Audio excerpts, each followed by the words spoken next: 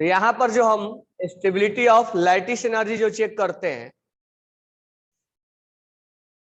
यहां पर हम stability of thermal stability, stability of क्या लिखा, यहां पर जो थर्मल स्टेबिलिटी चेक किया जाएगा, थर्मल स्टेबिलिटी, बीच में ब्रेक नहीं है ना तुम लोग का? ब्रेक नहीं मिलेगा अभी, आज कल से देंगे। थर्मल स्टेबिलिटी जो होगा वो यहाँ पर जो चेक किया जाएगा वो लाइटिस पे चेक किया जाएगा, लाइटिस एनर्जी पे चेक किया जाएगा। जो स्टूडेंट बैच 1 के हो या तो उसको क्लियर हो चुका है कॉन्सेप्ट, तो वो आगे के क्वेश्चंस बनाओ, अदरवाइज इसको रिवाइज करो। थर्मल स्टेबिलिटी यहाँ पर कैसे चेक किया जाएगा? लाइटिस एनर्जी के अकॉर्डिंग। जो केस 1 में थे, तो केस 1 में जो लाइटिस एनर्जी हम चेक कर, केस 1 में थर्मल स्टेबिलिटी जो चेक कर रहे थे वो किसके बेसिस पे चेक कर रहे थे? आयनिक बॉन्ड किसमें ज्यादा, इसलिए टॉप टू बॉटम बढ़ता था। अब मुझे पहले ये बताओ कि इसमें सबसे ज्यादा लाइटिस एनर्जी कैसे चेक करोगे? लाइटिस एनर्जी किसमें ज्यादा होगा? पहले लाइटिस एनर्जी का कंपेयर कर लेते हैं। बताओ लाइटिस एनर्जी कैसे चेक किया जाता है? लाइटिस एनर्जी चेक करने के लिए दो फैक्टर, Q1 Q2 और साइज। तो यहां पर Q1 Q2 देखेंगे तो Q1 Q2 Q1 Q2 क्या सेम नहीं आ रहा है? Q1 Q2 आ रहा है ना सेम। तो इसका मतलब ये हुआ कि हम साइज देखेंगे, साइज छोटा तो लाइटिस ज्यादा या कम? ज्यादा। तो बताओ लिथियम छोटा है कि सीजियम छोटा है? सीजियम छोटा है ना? सीजियम छोटा है कि लिथियम? सीजियम, जो सर बोले वही बोल देना है। कौन छोटा है? लिथियम। तो लाइटिस किस में ज्यादा होगा? लिथियम में। तो lithium oxide, sodium oxide, potassium oxide, rubidium oxide, तुम लोग का बैच जो सेपरेट होगा, बैच 1 और 2 मिला के सेपरेट होगा ना? ठीक है, batch 1 top batch, average batch, lower batch. तो बैच 1 और 2 का जो पेपर कंबाइन हो रहा है, कॉमन जो हो रहा है, उसके मार्क्स काउंट होंगे। ठीक है, इसलिए कंसेप्ट ध्यान रखना है। लाइटिस एनर्जी क्लियर हो गया, इसलिए मैं बोलता हूं कि कौन किस फैक्टर पे क्या चेक किया जाएगा उसको माइंड में सेट करके रखो, क्योंकि आगे जब कोवैलेंट पढ़ाने लगेंगे ना तो बहुत ज्यादा कॉन्सेप्चुअल है। बरोबर है क्या? बहुत हाईली कॉन्सेप्चुअल है वो। तो इसीलिए इस टॉपिक को एक मान के चलना है कि हमको इस टॉपिक को बहुत अच्छा करना है। तो बहुत अच्छा करने के लिए तुम्हें इस पे विशेष मेहनत भी करना पड़ेगा। इस टॉपिक को बहुत अच्छा करने के लिए, बहुत स्ट्रॉन्ग करने के लिए, थॉट डेवलप करने के लिए, बहुत केवल पढ़ने से नहीं होगा, पढ़ के उस पर थोड़ा सोचो, इमेजिन करो, फिर क्वेश्चंस बनाओ, अप्लाई करो। ठीक है, मेहंदी को जितना हाथ में लगाओ उतना ही कलर आता है, तो उसको दिमाग में उतना ही कलर लाने के लिए उसको बार बार चीजें को क्वेश्चंस अटेम्प्ट करना पड़ेगा। तो लाइटिस एनर्जी ज्यादा है तो थर्मल स्टेबिलिटी भी क्या होगा? ऐसा ही होगा। तो थर्मल स्टेबिलिटी भी ऐसा ही होगा। तो इस केस 2 का जो थर्मल स्टेबिलिटी चेक करेंगे वो लाइटिस पे चेक करेंगे। तो किसका हमें आयनिक पे चेक करना है और किसका हमें लाइटिस पे चेक करना है? बात क्लियर हो गया? क्लियर ना? नहीं क्लियर है?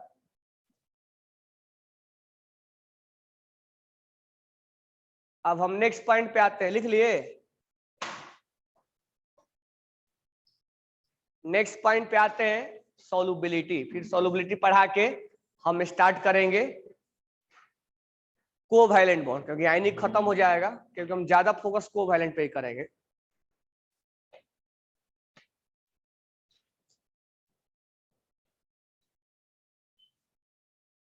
कोवैलेंट, तो इसको हेडिंग लिखो जल्दी से, थोड़ा सा सॉल्युबिलिटी पढ़ाते हैं शॉर्ट में। बैच 1 को हो चुका है, बस एक लेक्चर में क्लियर हो जाएगा। हटा दो इसको।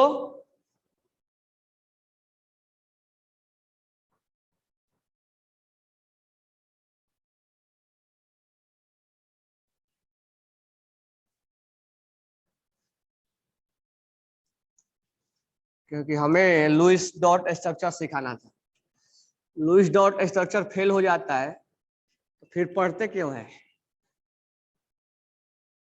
आगे चल के बोलेंगे कि लुईस डॉट स्ट्रक्चर फेल हो गया था। जब फेल ही हो गया था तो जो पास हुआ था उसको पढ़ाएंगे। तो ऐसा नहीं है, अगर फेल हुआ तो उसमें भी कुछ चीजें जो है वो सीखने का कंसेप्ट के लायक है। ऐसा नहीं कि फेल होगा मतलब उसका रूल ही फेल हो गया, वो सब पे अप्लाई नहीं होता है।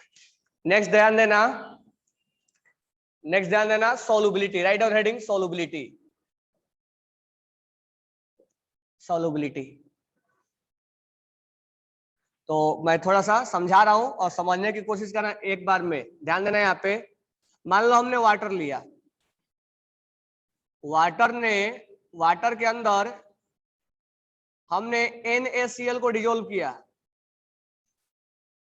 NaCl को पानी में डिजोल्व किया, तो NaCl डिजोल्व हो गया, शरबत बनाते हैं ना, और फिर ये क्या हो जाता है? आयनाइज्ड। एक कंटेनर में हम वाटर लेते हैं, ठीक है, और वाटर लेंगे और इसके अंदर हम शुगर डाल देते हैं, क्या? ग्लूकोज डाल देते हैं, या हम यूरिया डाल देते हैं।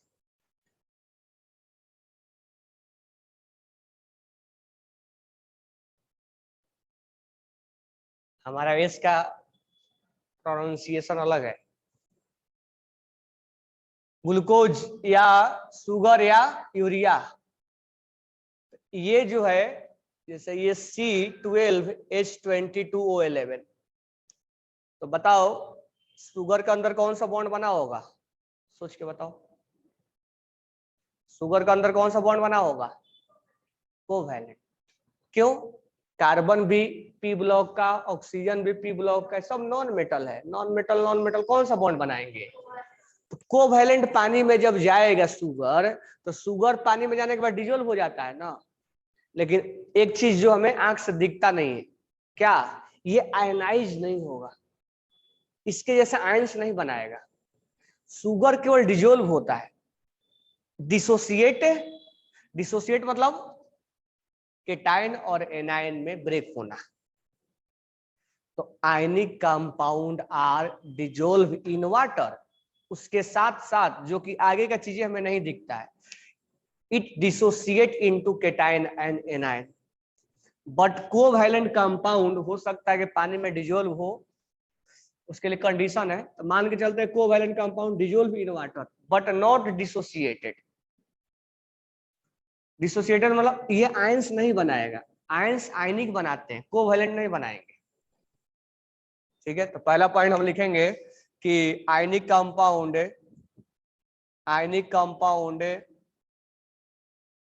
आर डिजोल्व्ड, डिजोल्व मतलब सोलुबल, इन एक्वस, वाटर ही ले लेते हैं, एक्वस या वाटर, एंड डिसोसिएटेड,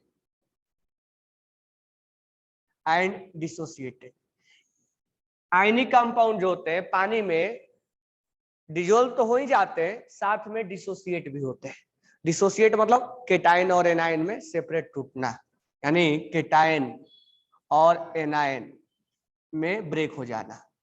डिसोसिएट बोलो या आयनाइज बोलो।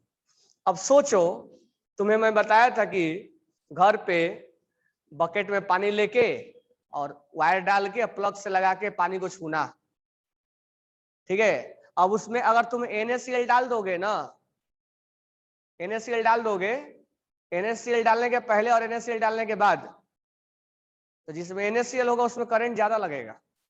उसमें जो रॉड है उसके बीच में करंट, NaCl जल्दी जल्दी क्या कर रहा है? उसको ट्रेवल करवा रहा है, फ्लो करवा रहा है। तो इसमें NaCl में दोनों रॉड के बीच में जो केटायन है वो जल्दी जल्दी फ्लो होंगे। तो वैसे सॉल्यूशन को हम बोलते हैं, यानी जब NaCl को हम डिजोल्व कर देंगे तो इसको हम सॉल्यूशन में जो करंट फ्लो करवाता है। अगर देखो प्योर वाटर लोगे ना, प्योर वाटर बिल्कुल डिस्टिल वाटर, उसमें वायर लगाओगे तो करंट नहीं प्रोड्यूस करता है, वो करंट नहीं देगा, वो आयनाइज नहीं होता है। लेकिन जो इम्प्योर वाटर होता है उसमें आयनाइज होता है, मतलब आयंस होते हैं। जब तक सॉल्यूशन में आयंस नहीं होगा ना तब तक करंट फ्लो नहीं होगा।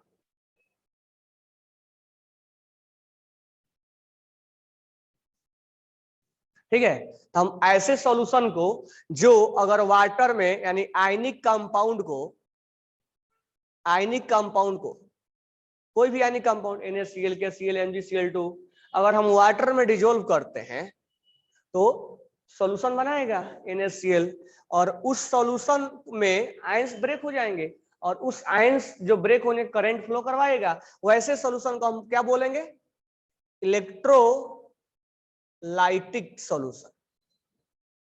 इलेक्ट्रोलाइटिक यानी कहीं ना कहीं करंट से जुड़ा हुआ है, जो करंट फ्लो करवाने के लिए रिस्पॉन्सिबल होते हैं उसको इलेक्ट्रोलाइटिक सॉल्यूशन बोलते हैं। ठीक है, अगर हम प्योर वाटर ले लें, प्योर वाटर बिल्कुल, और उसमें शुगर डाल दो तो शुगर डिसोसिएट नहीं होता है। अब उसमें पानी में हाथ लगाओगे ना तो करंट नहीं मारेगा। बिल्कुल प्योर वाटर लेना है जो एक भी आयंस नहीं हो उसके अंदर, बिल्कुल प्योर वाटर, डिस्टिल वाटर, इसमें एक भी H+ और OH ना हो। अगर तुम शुगर को डाल भी दिए या यूरिया को डाल दिया, ग्लूकोज को डाल दिए, ठीक है, और उसके बाद वायर लगाओगे और हाथ लगाओगे तो करंट नहीं मारेगा। समझ पा रहे हो क्यों नहीं मारेगा ना? क्योंकि उसके अंदर आयंस है ही नहीं। तो वैसे सॉल्यूशन यानी जो कोवैलेंट कंपाउंड, वैसे सॉल्यूशन अगर हम यूरिया को या ग्लूकोज को या शुगर को हम अगर वाटर के साथ मिक्स करेंगे और मिक्स करने के बाद अगर हम सॉल्यूशन बनाएंगे तो सॉल्यूशन के बाद करंट फ्लो होगा या नहीं होगा? करंट फ्लो होगा कि नहीं होगा? नहीं होगा। हम मान के चलते वाटर प्योर है, तो जब करंट फ्लो नहीं होगा वैसे सॉल्यूशन को हम क्या नाम देंगे? ऐसे सॉल्यूशन को हम क्या नाम देंगे? Non electrolyte solution. तो मुझे बताओ, ग्लूकोज को अगर प्योर वाटर में डिजोल्व करते हैं तो करंट क्यों नहीं फ्लो करवाता है? आयंस फॉर्म नहीं होते, सिंपल सा बात है। और वैसे सॉल्यूशन को हम क्या नाम देंगे? Non electrolyte. अब हम आयनिक कंपाउंड को पानी में डिजोल्व करते हैं तो करंट क्यों फ्लो करवाता है? आयंस में बदल जाता है। और दोनों रॉड के बीच कौन करंट को फ्लो करवाने के लिए रिस्पॉन्सिबल होता है? आयंस। ठीक है, इसका मतलब अगर मान लो NaCl है, सॉलिड फेज में है, सॉलिड फेज में, अब उसमें तुम करंट वायर लगा दो, घर पे जाना और जो जिसमें NaCl रखा होगा ना सॉलिड फॉर्म में ले, उसमें 2 वायर लगा देना, प्लग से लगा देना, फिर तुम NaCl को टच करना, क्या करंट फ्लो करवाएगा? नहीं। यानी आयनिक कंपाउंड जो अगर है, आयनिक कंपाउंड अगर सॉलिड फेज में है, उसको डिजोल्व नहीं किया गया तो क्या ये करंट फ्लो करवाएगा? नहीं करवाएगा। लेकिन वहीं जब ये आयनिक कंपाउंड या तो तुम वाटर में डिजोल्व कर दो या इसको फ्यूज कर दो। फ्यूज मतलब थोड़ा सा वाटर मिलाना है, ज्यादा सॉल्यूशन नहीं बनाना है इसको।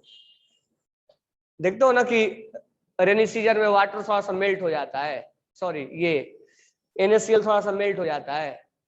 फ्यूज्ड NaCl या हम इसको बोलते हैं मोल्टेन, बहुत ज्यादा वाटर नहीं, उस केस में भी ये क्या होगा? करंट फ्लो करवाएगा कि नहीं करवाएगा? तो तुमसे एक स्टेटमेंट में पूछेगा जब तुम वॉल्यूम बनाओगे कि ionic compound in solid phase में करंट फ्लो होता है कि नहीं होता है? नहीं होता है। जबकि एक्वस फेज में या मोल्टेन स्टेट में या फ्यूज स्टेट में करंट फ्लो होता है कि नहीं होता है? होता है। ठीक है, आयनिक कंपाउंड वाटर में डिजोल्व होने के साथ साथ क्या होते हैं? और डिसोसिएट। और कोवैलेंट कंपाउंड अगर डिजोल्व हो भी गया तो डिसोसिएट नहीं होता है। ठीक है, we put glucose in impure water, current will flow, हाँ उसमें करेगा, लेकिन वो ग्लूकोज के आयंस नहीं मिला, वो आयंस किसके द्वारा क्रिएट किया गया है? इम्प्योर वाटर के द्वारा, इसलिए करंट फ्लो होता है।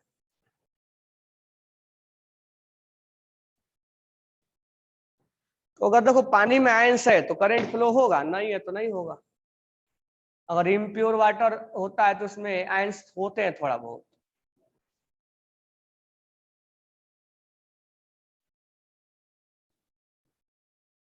अब नेक्स्ट पॉइंट समझना, सॉल्युबिलिटी। लिखो जल्दी जल्दी, फास्ट लिखना है।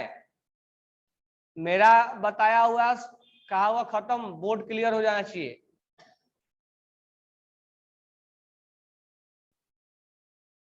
इसीलिए डिस्टिल वाटर का यूज करते हैं।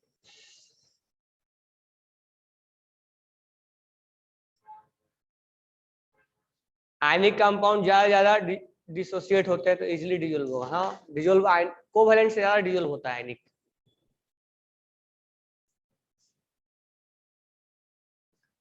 तो बातें को कैसे ध्यान में रखोगे? जो सॉल्यूशन अगर करंट फ्लो करवाता है उस सॉल्यूशन को क्या बोलते हैं? Electrolytic solution. और जो करंट फ्लो नहीं करवाएगा उसको क्या बोलेंगे? Non electrolytic. ठीक है। आयनिक कंपाउंड सॉलिड स्टेट में करंट फ्लो करवाएगा, एक्वस स्टेट में, एक्वस बोले तो वाटर। ठीक है। अब नेक्स्ट पॉइंट ध्यान देना और थोड़ा फास्ट लिखो।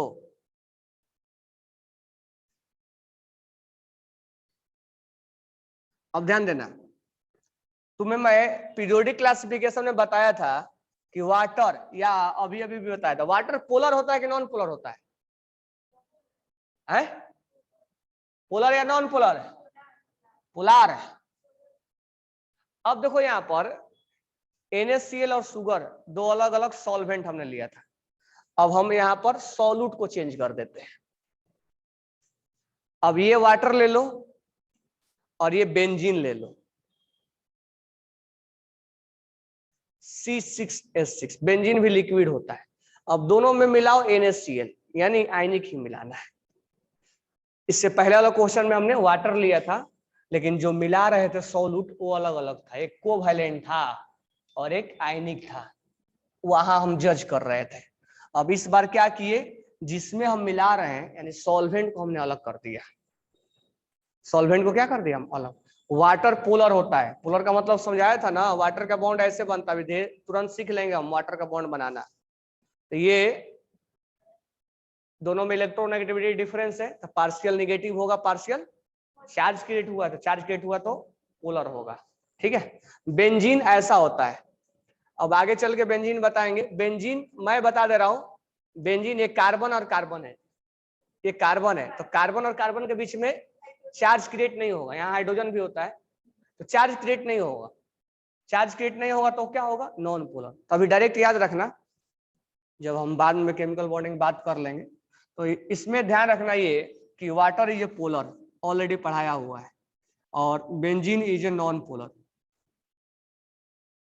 अब हम यहाँ पर एक चीज देखते हैं कि एक चीज को सॉल्युबल होने के लिए क्या कंडीशन है। हम एक वर्ड में बोले तो एक चीज और इंफॉर्मेशन के तौर पे याद रखना, कोई भी आयनिक कंपाउंड होता है, ध्यान देना, आयनिक कंपाउंड कोई भी हो, नाम ही इसका आयनिक, कोई भी आयनिक कंपाउंड अगर होगा वो पोलर होना तय है उसको। क्यों?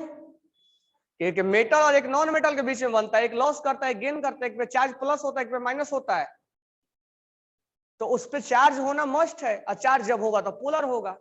कोवैलेंट में हमें सस्पेंस होता है, कोवैलेंट दोनों हो सकते हैं। तो आने वाले टाइम में हम कोवैलेंट के बारे में जज करेंगे। कोवैलेंट के बारे में हम नहीं बोल सकते हैं कि कौन क्या है, लेकिन कुछ दिन बाद हम बोलने लगे कोवैलेंट कंपाउंड के बारे में कौन क्या है। अब जैसे वाटर, तो वाटर जो है पोलर में आ गया, लेकिन वही बेंजीन, बेंजीन भी कोवैलेंट है, बेंजीन नॉन पोलर में आ गया। ये हम आगे जज करेंगे कौन क्या है। तो पोलर और नॉन पोलर के बारे में ज्यादा टेंशन नहीं लेना है, आगे हम पढ़ेंगे। लेकिन ध्यान रखना कि कोवैलेंट में दोनों केस हो सकता है, लेकिन आयनिक में केवल एक ही केस गिरेगा। आयनिक हैज कंप्लीटली पोलर। समझ में आ गया? इसमें नॉन पोलर होने का कोई सवाल ही नहीं। अब ये जो हम कंपाउंड देख रहे हैं, NaCl को पानी में मिलाया गया और ये इसको, तो ये पोलर है, और सॉल्वेंट नॉन पोलर। ये पोलर है सॉल्यूट, और ये तो बोला जाता है कि सॉल्युबिलिटी कब ज्यादा होगा। अब ये चीज हमें देखना है कि ये NaCl इसमें ज्यादा डिजोल्व होगा, इसमें ज्यादा डिजोल्व होगा, वाटर में ज्यादा डिजोल्व होगा या बेंजीन में ज्यादा डिजोल्व होगा, इस चीज हमें जज करना है। तो ऐसा बोला जाता है, ऐसा देखा गया है कि जो सॉल्युबिलिटी है, अगर सॉल्यूट है और सॉल्वेंट है, ये सॉल्यूट है और ये सॉल्वेंट है, अगर सॉल्यूट भी पोलर है और ये भी पोलर है, तो ऐसा देखा गया कि इसमें सॉल्युबिलिटी क्या है, ज्यादा सॉल्युबल है। और अगर ये एक पोलर है और सॉल्वेंट नॉन पोलर है, तो इसमें सॉल्युबिलिटी क्या होगा, कम होगा। यानी NaCl पानी में ज्यादा डिजोल्व होगा या बेंजीन में, पानी में ज्यादा होगा। उसका रीजन क्या होगा, बोथ आर पोलर। तो अगर सॉल्यूट भी पोलर और सॉल्वेंट भी polar, then solubility will be more. If one is polar and another is non polar, then solubility will be less. अब एक केस और ले लेते हैं। मान लो यहां पर बेंजीन ले लो और यहां पर तुम शुगर ले लो, या ये तो पोलर, शुगर तो पोलर होता है क्योंकि वो कोवैलेंट है, तो उसमें दोनों हो सकता है, तो पोलर होता है। एक हम ऐसा कंपाउंड ले लेते हैं जो नॉन पोलर हो, ठीक है।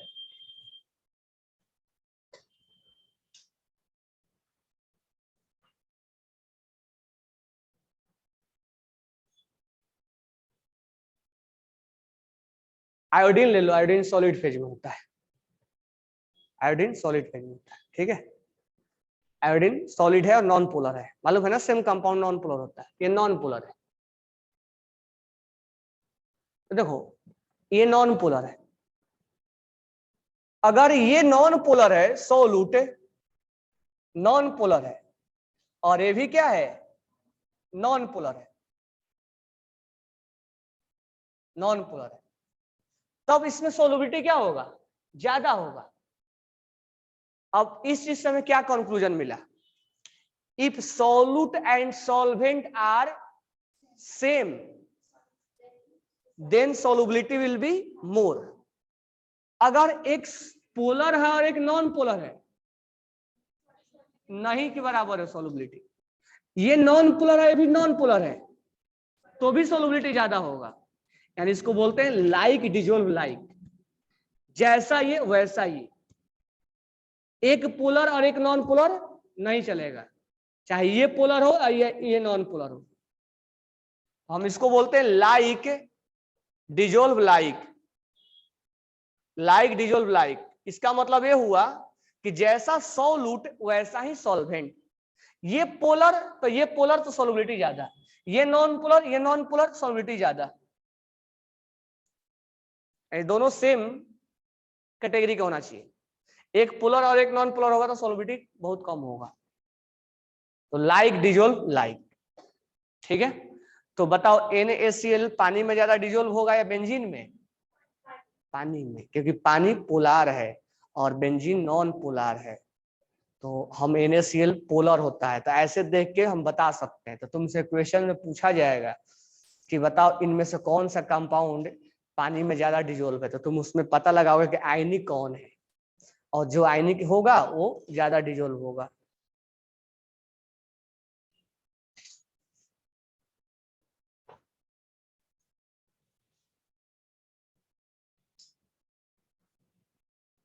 बात क्लियर हो गया।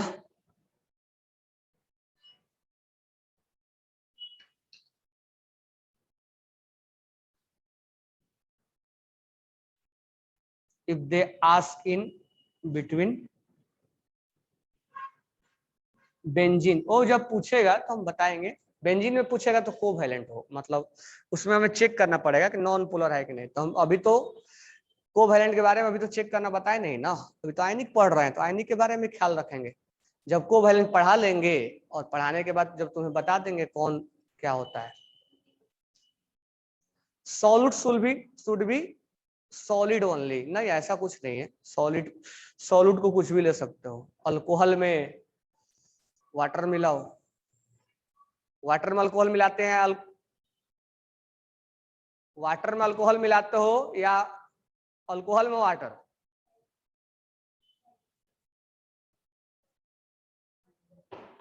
वो डिपेंड करता है पर्सन से पर्सन, अल्कोहल में वाटर मिला रहा है कि वाटर में अल्कोहल मिला रहा है।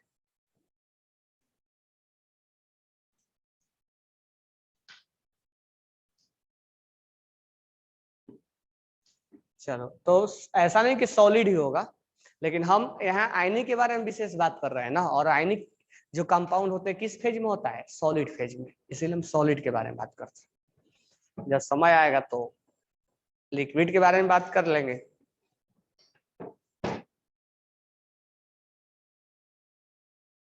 सोलुबिलिटी ये हो गया। अब आते हैं थोड़ा सा कंपेयर करते हैं। वाटर के पास, अब ये इसको बॉन्ड को तोड़ता है, तो ये बॉन्ड को तोड़ के दोनों को सेपरेट कर देता है, दोनों को मिलने भी नहीं देता है, दोनों को जुड़ने भी नहीं देता है। जुड़ने में नहीं देगा तो इसके पास एक पावर होता है जो इसके बॉन्ड को तोड़ता है, उसको डाई इलेक्ट्रिक कांस्टेंट बोलते हैं। ये फिजिक्स में इसका डिफिनेशन वगैरह पढ़ोगे, हम यहाँ डायरेक्ट तुम्हें बता दिए डाई इलेक्ट्रिक कांस्टेंट, यानी इस वाटर का पावर कैपेबिलिटी इसको बॉन्ड को तोड़ने के लिए। तो जो वाटर होता है उसका डाई इलेक्ट्रिक कांस्टेंट यानी उसका पावर तोड़ने का सबसे ज्यादा होता है सॉल्वेंट में। तो वाटर हैज, यानी वाटर एक ऐसा सॉल्वेंट है जिसका डाई इलेक्ट्रिक मतलब तोड़ने का कैपेबिलिटी सबसे ज्यादा होता है। ठीक है, ये कौन है? Abhijeet. What is partial soluble and sparingly soluble? गधेड़े, तुम्हें लिखवा के दिया था ना पहले कि पार्शियल सोलुबल और स्प्रिंगली सोलुबल का मतलब क्या हो, लिख के दिया था। इस बैच को भी लिख के नहीं दिया हूं, पिछले बैच को लिख के दिया था कि पार्शियल सोलुबल और स्प्रिंगली सोलुबल क्या होता है। इसमें दो चार ऐसे गधे हैं ना, महान है वो। Water is a, water has high dielectric constant.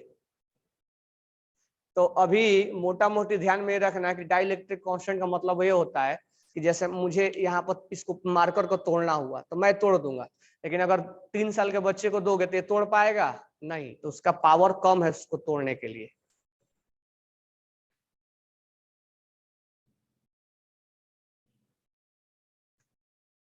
ये कौन आया? What is polar and non polar? Polar non polar बताया था ना। मान गधे हैं, पता नहीं मेरे को क्या होता हो।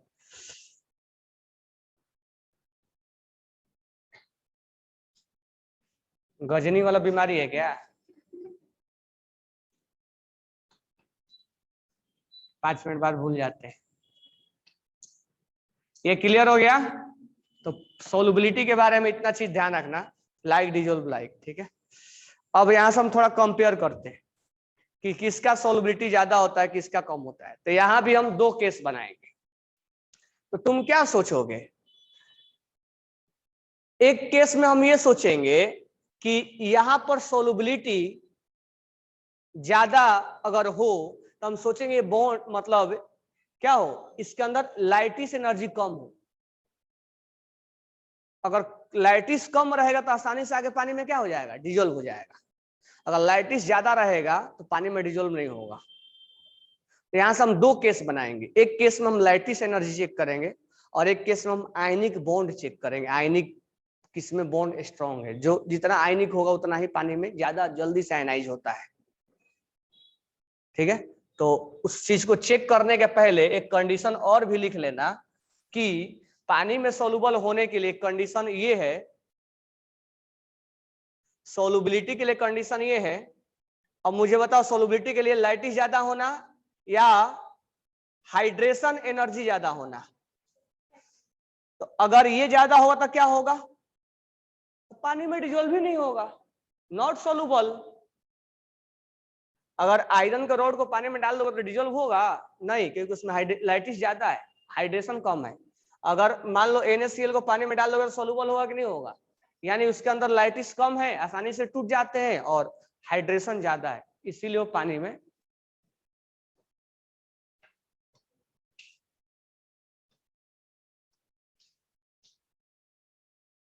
तो एक के सोल्युबिलिटी के लिए कंडीशन ये भी है कि लाइटिस एनर्जी कम होना चाहिए। तो अब जो हम कंपेयर करने के बारे में बात करेंगे, तो कंपेयर करने के अगर बारे में बात करेंगे तो कंपेयर दो केसेज में किया जा सकता है, मोर आयनिक मोर सोल्यूबल, क्योंकि जितना आयनिक होगा उतना ही पानी में जाके जल्दी से क्या हो जाएगा, ब्रेक हो जाएगा, आयनाइज हो जाएगा जल्दी से। और एक हम ये देखेंगे लाइटिस, किसका लाइटिस एनर्जी कम है, तो जिसका लाइटिस कम होगा उसका सोल्विटी ज्यादा होगा ना। लैटिस का मतलब कॉम्पैक्ट पैकिंग, तो पैकिंग जितना कम होगा आसानी से डिजोल्व हो जाएगा। बात क्लियर। तो दो केसेज बनाएंगे, तो मैं तुम्हें एक ट्रिक से बता रहा हूं, क्योंकि इसमें सोल्युबिलिटी में थोड़ा सा तो क्या होता है, इसमें एक्सेप्शन आता है। तो एक्सेप्शन अगर आएगा तो तुम इधर उधर कंफ्यूज हो जाओगे। तो जो मैं ट्रिक बता रहा हूं उसी ट्रिक पे याद रखना है। अब दो फैक्टर से चेक करेंगे, एक फैक्टर में आयनिक चेक करेंगे और एक फैक्टर में लाइटिस। तो बस इस बात को ध्यान में रखना है कि कब आयनिक से चेक करेंगे और कब लाइटिस से चेक करेंगे, ये बात को ध्यान में रखना है। ठीक है, जैसे हम थर्मल स्टेबिलिटी बताए ना कि कब आयनिक से चेक करो और कब लाइटिस से चेक करो, सेम टू सेम यहाँ ये भी है कि कब लाइटिस। अब ये पर्टिकुलर केस में कभी लाइटिस लगाते हैं तो कभी आयनिक लगाते हैं।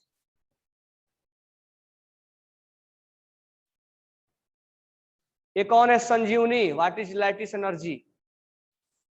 जो नए नए ज्वाइनिंग है वो लाइटिस है, और सोलुबिलिटी के बारे में मत पूछो, ठीक है, उसका अलग से क्लास अटेंड किया लगाया हुआ है। जो न्यू स्टूडेंट ज्वाइन हुए हैं वो लाइटिस क्या है, सोलुबिलिटी क्या है, सब क्वेश्चन मत पूछो यहाँ पे, इसलिए कि ऑलरेडी ये सब हो चुका है। तुम्हारे को जो बैकअप अगले क्लास में, नेक्स्ट दूसरे क्लास में होगा, तो न्यू स्टूडेंट को ऐसे भी मान के चलना कि मुझे समझ में नहीं आने वाला है। मैं तो कोई भगवान हूं नहीं कि समझा दूं, स्टार्टिंग से पढ़े तो समझ में आएगा भी। बीच में डायरेक्ट थोड़े आके समझ जाओगे, तो उसके लिए अलग से क्लास अरेंज किया हुआ है। तो यहाँ पर हम सोलुबिलिटी में ध्यान देना, केस वन में कैसे चेक करेंगे। अब उसमें भी जो बताएंगे ना, इसमें भी एक्सेप्शन है, तो अलग से लिखवा देंगे। तो केस वन में हम आयनिक पे चेक करेंगे।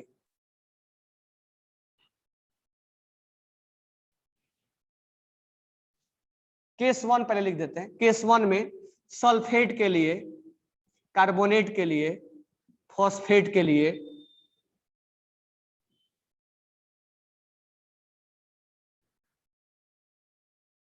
आयोडाइड के लिए, ब्रोमाइड के लिए, इनके लिए जिसका साइज बहुत ज्यादा होता है। पहले केस वन देख लो, फिर एक्सेप्शन लिखवाते, इसमें भी एक्सेप्शन है। अब मान लो लिखा हमने लिथियम सल्फेट,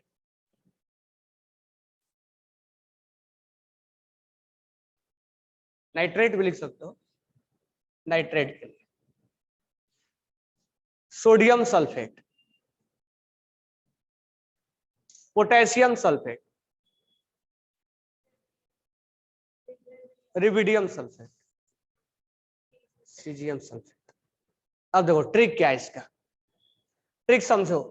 ये जो एनायन लिखा हुआ है इसका साइज लार्ज मानना है, इसका साइज लार्ज मानना है, ठीक है।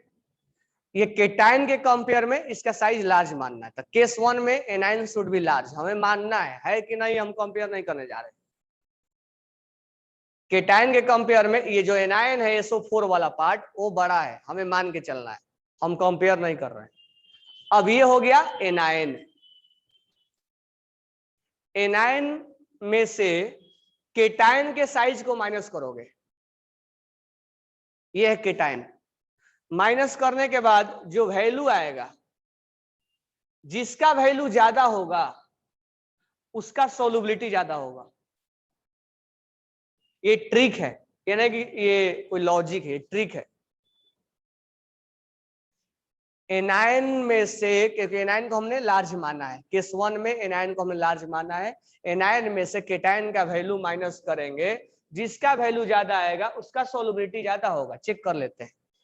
एनायन सल्फेट है, सल्फेट में से केटायन का वैल्यू माइनस किया, लिथियम का वैल्यू, कुछ वैल्यू आया, आइडिया लगाना है, वैल्यू दिया नहीं गया। अब यहां पर लास्ट वाला चेक कर लो, सल्फेट में से हमने सीजियम का वैल्यू माइनस किया, रेडियस का, यहां पर कुछ वैल्यू आया, तो अब तुम्हें आइडिया लगाना है कि किसका वैल्यू ज्यादा आएगा। ये वाला वैल्यू क्या आएगा, ज्यादा। अगर इसको 50 माने तो 50 है और ये 50 होगा। अगर ये 10 होगा तो ये क्या होगा, 20 होगा। तो 50 में से 10 माइनस कर दो, 40 आया, और 50 में से 20 माइनस करो, 30 आएगा। तो वैल्यू किसका ज्यादा गिरेगा, इसका वैल्यू ज्यादा गिरेगा। इसका मतलब इसका सोलबिलिटी क्या है, ज्यादा है। इसका सोलबिलिटी क्या है, ज्यादा है। तो हम यहाँ बोलेंगे कि इसका सोलबिलिटी ज्यादा होगा। तो मैं ये ट्रिक याद रखना। तो यहाँ पर मैं लिख दे रहा हूँ Li2SO4, Na2SO4, K2SO4, उसके बाद है रिबिडियम सल्फेट, और उसके बाद है सीजियम सल्फेट। तो एक चीज ध्यान रखना, इसमें क्या ध्यान रखोगे, ये केस 1 के लिए मैं बता रहा हूं। केस 1 में एनायन का साइज, एनायन का साइज, एनायन माइनस केटायन का साइज लिथियम के लिए क्या आएगा, ज्यादा आएगा, सीजियम के लिए क्या आएगा। तो ये ट्रिक है। और इस केस में एनायन को तुम क्या मानोगे, लार्जर। तो ये केसेस चाहे सल्फेट हो, चाहे कार्बोनेट हो, चाहे फॉस्फेट हो, चाहे ब्रोमाइड हो, चाहे आयोडाइड हो, चाहे नाइट्रेट हो, ये सबके लिए वैलिड है, चाहे अल्कली हो चाहे अल्कलाइन हो।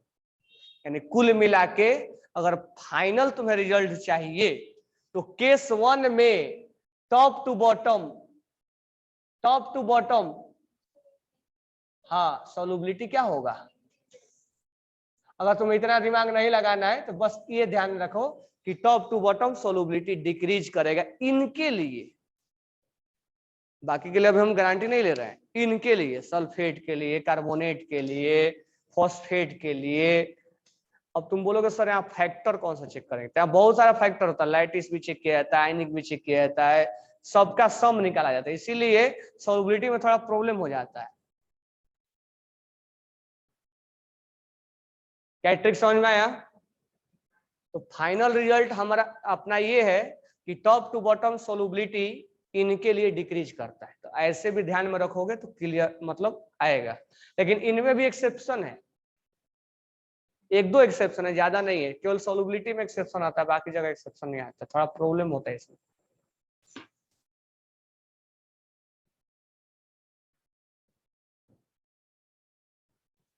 पहले इसको लिख लो जल्दी से।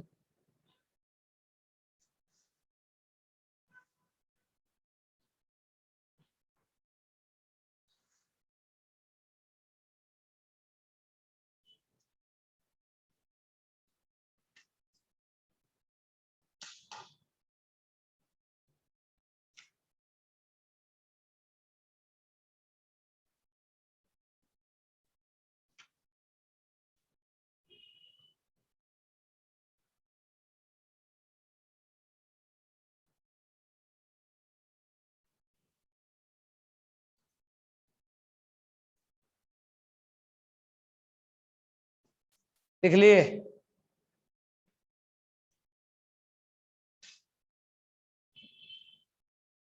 What if the anion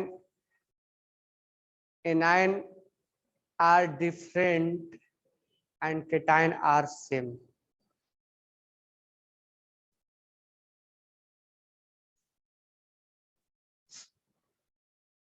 ऐसा नहीं पूछा जाएगा जब भी इसमें इनके लिए बनाया जाता है। जब भी तुमसे पूछा जाएगा ना, तो एकदम कोई भी चीज में अगर हमें रिलेशन निकालना है तो कुछ ना कुछ सिमिलरिटी होना चाहिए। अब इसमें सिमिलरिटी का मतलब ये नहीं कि एक सल्फेट ले लो और एक कार्बोनेट ले लो, फिर प्रॉब्लम हो जाएगा। तो ऐसा क्वेश्चन पूछेगा भी नहीं कभी। वो ऐसा, हमारे पास डेटा नहीं है ना, हम यहाँ पर लॉजिकल लगा रहे, तो लॉजिक के लिए कुछ ना कुछ मिलना जुलना चाहिए। डेटा होता तो हम निकालते भी, डेटा थोड़े में दिया जाता है। तो हर चीज ये नहीं कि एक उठा देगा, एक बांग्लादेश से उठा के पूछेगा तो एक पाकिस्तान में चला जाएगा, ऐसा नहीं होगा। जो भी क्वेश्चन दिया जाता है वो एक सीक्वेंस में, जैसे मैं बता रहा हूँ वैसे दिया जाएगा। अब आते हैं केस नंबर 2 पे। केस नंबर 2 में वही हम लेंगे क्या, oxide, oxide, nitride, fluoride, chloride, ये लेंगे। अब इस केस में इनका साइज कम मानना है, इनका साइज कम लेना है। अब ट्रिक देखो, पहले लिख देते हैं, नाइट्राइड ही ले लो, लिथियम नाइट्राइड, सोडियम नाइट्राइड, या फ्लोराइड ले लो, फ्लोराइड ही लो, lithium fluoride, sodium fluoride, potassium fluoride, rubidium fluoride और सीजियम फ्लोराइड। अब ध्यान दो, केटायन और एनायन में तुम जो एनायन पकड़े उसका साइज क्या मैंने मानने के लिए बोला, स्मॉल। तो इस केस में केटायन क्या होगा, बड़ा। अब कंपेयर मत करने लग जाना कि सर फ्लोराइड में और लिथियम में कौन बड़ा होता है, हमने मानने के लिए बोला, ट्रिक है ये। ऐसे भी फ्लोरीन, लिथियम में और फ्लोरीन में फ्लोरीन ही बड़ा होता है। तो ट्रिक में यहां पर आपको इनका साइज कम पकड़ना है, इनका साइज कम पकड़ना है। तो यहाँ पहले क्या लिखोगे, अब मत बोलने लगे सर फ्लोरीन तो बड़ा होता है, ये कम होता है, ये कैसे ये हम ट्रिक बता रहे हैं।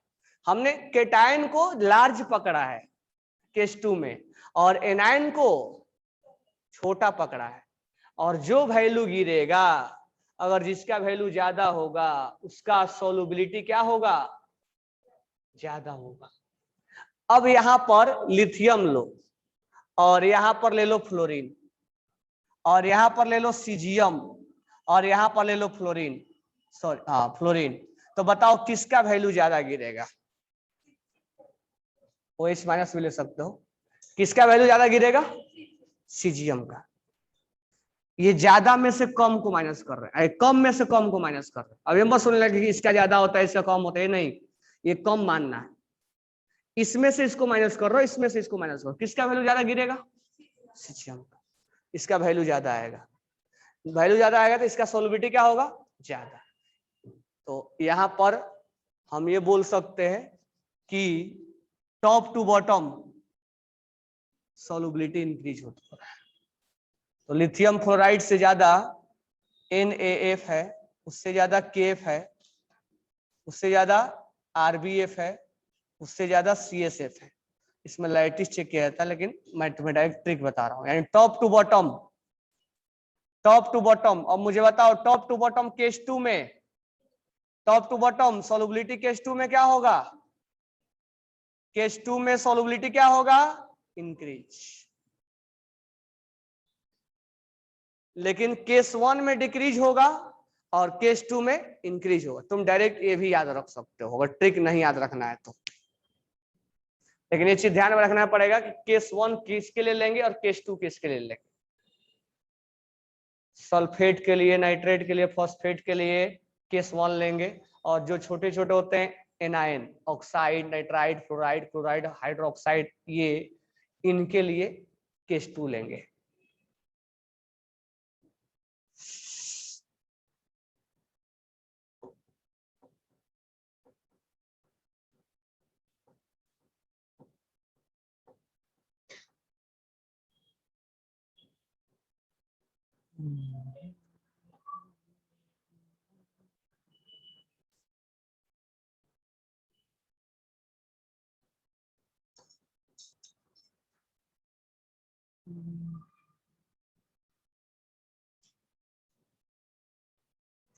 एक एक्सेप्शन अभी लिख लो, केवल कार्बोनेट वाला, ये लिख लिए सबने।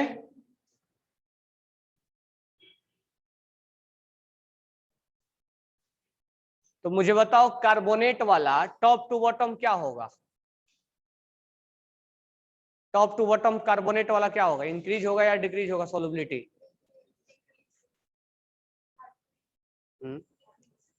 कार्बोनेट वाला क्या होगा, डिक्रीज होगा। लेकिन कार्बोनेट में एक्सेप्शन होता है, इंक्रीज होने लगता है, वो एक्सेप्शन मैं बोल रहा हूँ। ये अल्कली के लिए लो या अल्कलाइन के लिए लो, सेम आएगा। ठीक है, ये ट्रिक अल्कली और अल्कलाइन दोनों के लिए वैलिड है। तो एक मैं एक्सेप्शन लिख रहा हूं, कार्बोनेट के लिए अगर केस 1 टॉप टू बॉटम होता है तो टॉप टू बॉटम डिक्रीज करता है सॉल्युबिलिटी, लेकिन कार्बोनेट के लिए इंक्रीज करेगा। तो जो मैं एक्सेप्शन लिखवा रहा हूं वो केवल इसी के लिए वैलिड है। Lithium carbonate, sodium carbonate, trick के अकॉर्डिंग उल्टा जाएगा, लेकिन ये potassium carbonate, rubidium carbonate, caesium carbonate, ये एक्सेप्शन है। अगर तुम ट्रिक के अकॉर्डिंग जाओगे तो इसका ज्यादा आना चाहिए, टॉप टू बॉटम क्या होना चाहिए, डिक्रीज है। ट्रिक के अकॉर्डिंग क्या होना चाहिए, डिक्रीज होना चाहिए ना, लेकिन एक्सेप्शन क्या बोल रहा है, क्लियर ना। बाकी एक्सेप्शन बाद में। तो होमवर्क के तौर पे तुम लेवल 1, मैं कल भी होमवर्क दिया था, होमवर्क में लेवल 1 और लेवल 2 आपको क्लास वर्क और होमवर्क, कौन सा टॉपिक, इलेक्ट्रोवायलेंट, इलेक्ट्रोवायलेंट बॉन्ड। आयनिक बॉन्ड के नाम से नहीं होगा, इलेक्ट्रोवायलेंट बॉन्ड के नाम से होगा। किस नाम से है, बनाया ही नहीं, कल होमवर्क दिया था ना।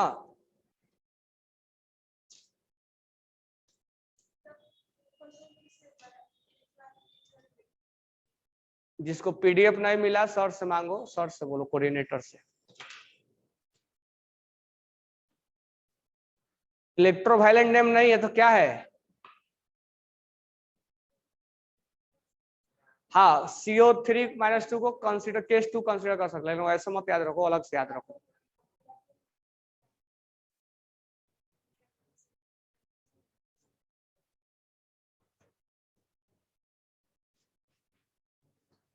कोई अब फाइनेंस टीचर नहीं करेंगे सर। एक्सेप्शन, एक्सेप्शन और भी है, अभी मैं लिखवा नहीं रहा हूँ, इतना से काफी है। एक तो तुम्हें मैं एक्स्ट्रा करके पढ़ा दिया, क्योंकि टॉपिक में थर्मल स्टेबिलिटी भी नहीं था, सॉल्विटी वो बहुत कम है, उसमें डिटेल पढ़ा दिया, और समय के साथ आगे और होगा। ठीक है, क्लियर। अब हेडिंग डालो, कोवैलेंट कंपाउंड, जिंदगी भर आयनिक में ही रह जाएंगे हम।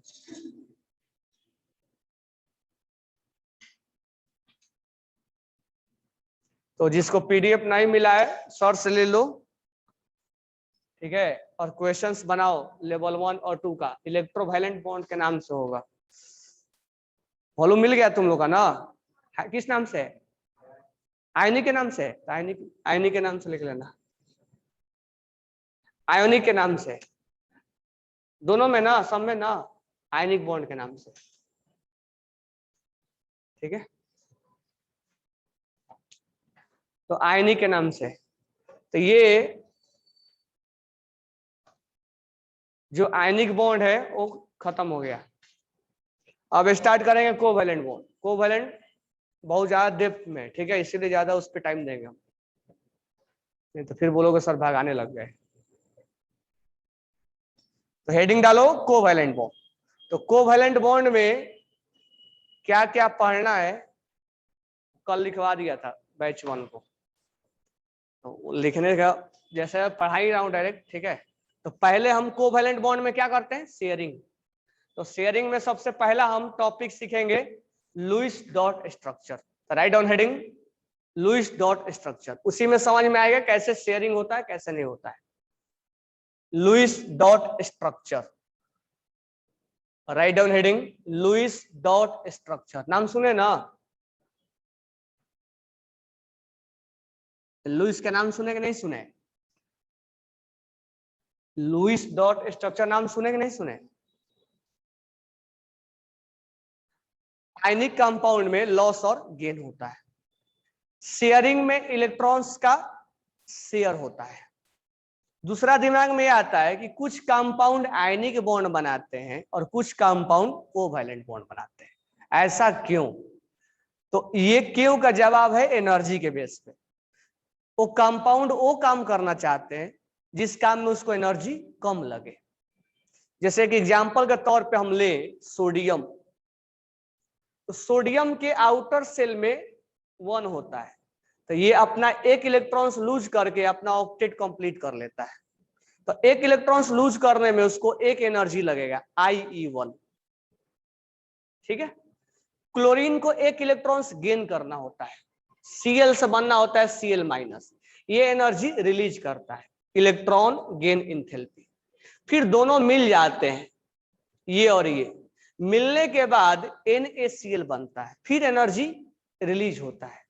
अगर कंप्लीट इस सिस्टम में देखा जाए कि कितना एनर्जी का लेन देन हुआ है, तो हम लिखेंगे IE1 plus electron gain enthalpy plus bond का फॉर्मेशन में, बॉन्ड फॉर्म होने में कुछ एनर्जी रिलीज हुआ है।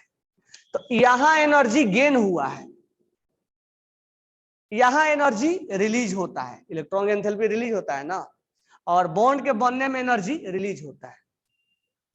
तो कुल मिला के अगर रिजल्टेंट बोलेंगे तो रिजल्टेंट क्या होगा? रिलीज। और रिलीज हमारे लिए अच्छा बात है, जितना सिस्टम के पास कम एनर्जी होता है उतना ही स्टेबिलिटी क्या होता है? ज्यादा होता है।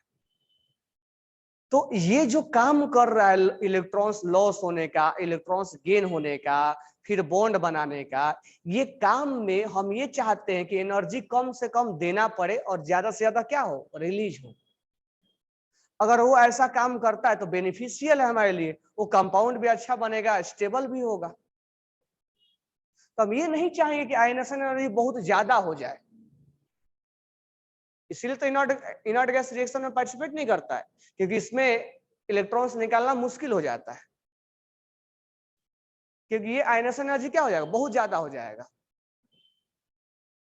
ठीक है।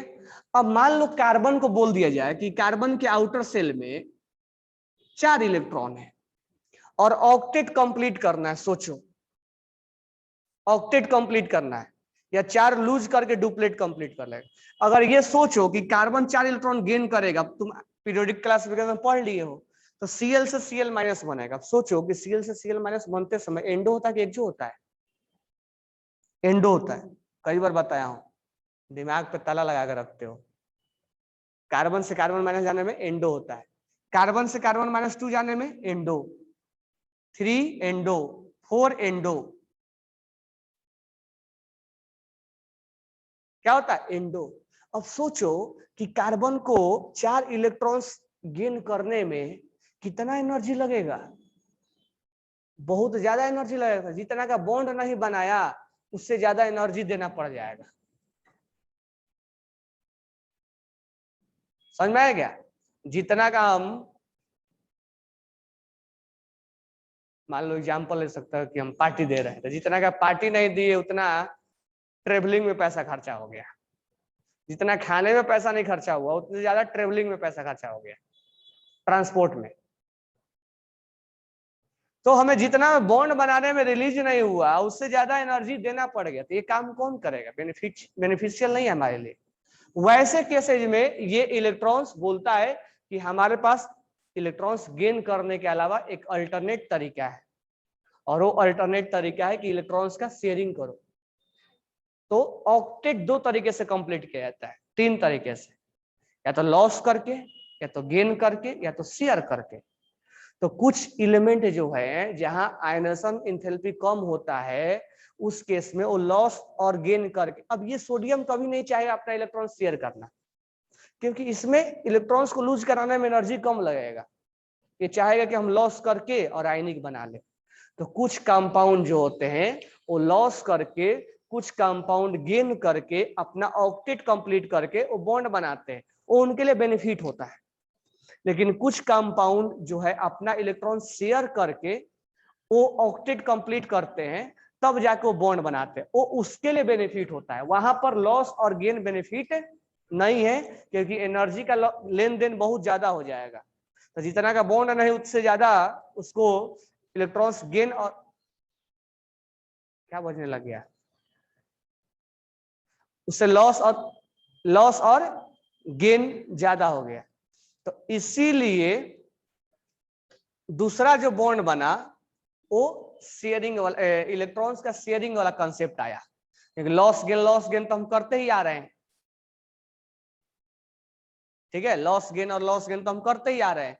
तो अब शेयरिंग वाला कंसेप्ट आया। तो शेयरिंग वाला कंसेप्ट इसलिए आया क्योंकि बॉन्ड बनाने में एनर्जी का कंजप्शन कम हो रहा है, ठीक है। तो ऐसा नहीं कि शेयरिंग का कंसेप्ट पहले आया तब कंपाउंड के अंदर बॉन्ड बना होगा, नहीं। ये जो थ्योरी आया होगा शेयरिंग वाला, तो क्या उससे पहले कंपाउंड नहीं होंगे इस दुनिया में? मीथेन, जैसे मान लो मीथेन है, तो मीथेन में शेयरिंग होता है। तो क्या जब साइंटिस्ट को समझ में आया कि मीथेन में शेयरिंग होता है तब मीथेन बना क्या?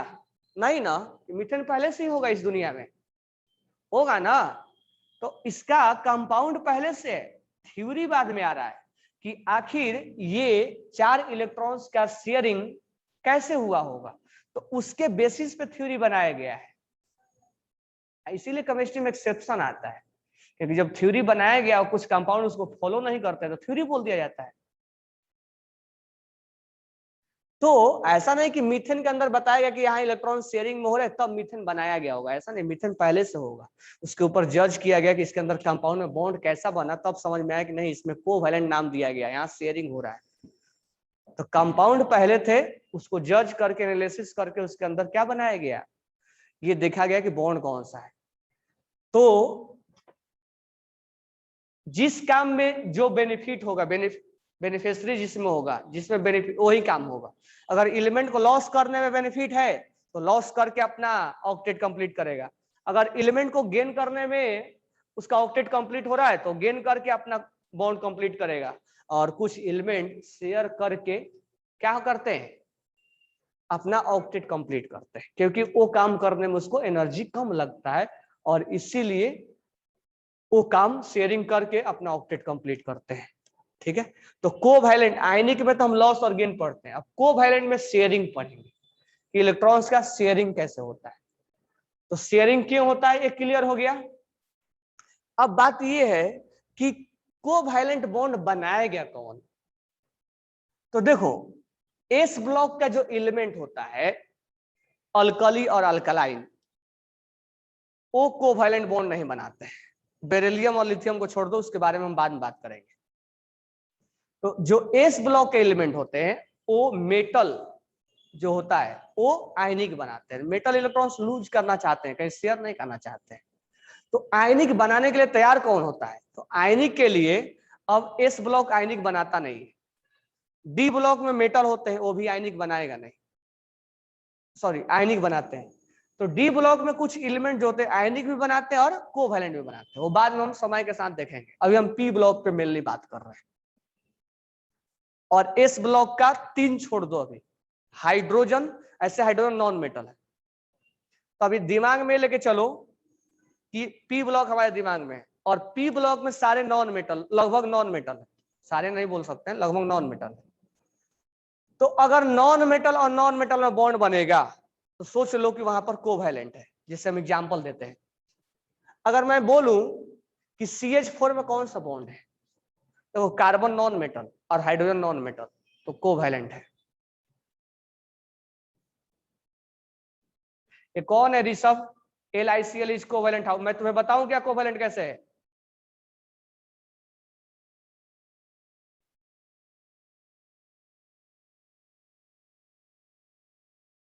मैं कई बार बोला हूं, कब क्या पढ़ाना है कब बताना है मैं बताऊंगा शाम के समय के साथ। ज्यादा इंटेलिजेंट हुए तो मार्क्स क्यों नहीं आती तुम्हारी। कई बार बोला हूं कि कौन क्या, अभी अभी बोला कि लिथियम और बेरिलियम छोड़ दो अभी, उसके बाद समय के साथ बात करेंगे हम।